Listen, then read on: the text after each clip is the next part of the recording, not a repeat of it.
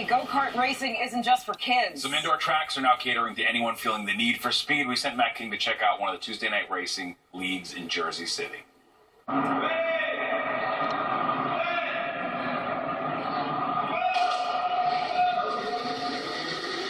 Inside a warehouse in Jersey City, 10 men, only one wearing driving gloves, all adults with jobs they work by day to survive, spend their Tuesday nights racing go-karts.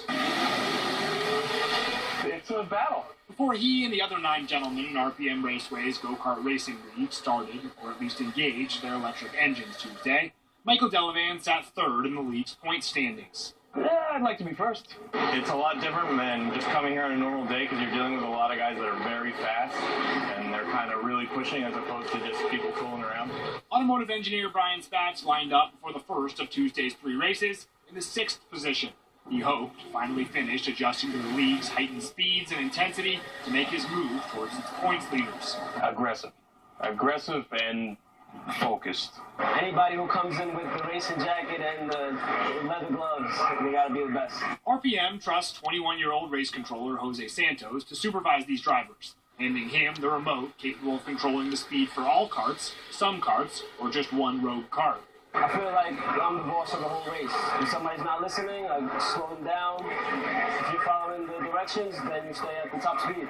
These cars top out at a max speed of 45 miles an hour on straightaways. The league's final week concludes with a 30-minute endurance race.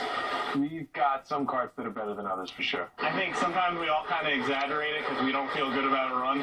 Scoreboards hung at various positions around the track list average speeds, split times, and the positions of these 10 men, racing only for, and likely in some cases against, their egos. The thrill of competition, that intoxicating sensation of speed, and the feeling of climate-controlled wind against their visored faces on a dark, rainy January school night in a competition with spectators numbering in the single digits, but fueling them all with some whisper of accomplishment, motivation, and electric-powered rear brake glory, driving them all to survive the monotony of winter. In Jersey City, I'm Matt King, Fox5 News. Oh, that's a good I feel corporate you. fun. Yeah, It big is field trip. fun. It'd be fun. It'd be fun like a big birthday party. No, totally. I'm sure that's what I'm they do. thinking about there, it. for It'd be a sure. lot of fun. Sure. That's So awesome. temps are on the way down.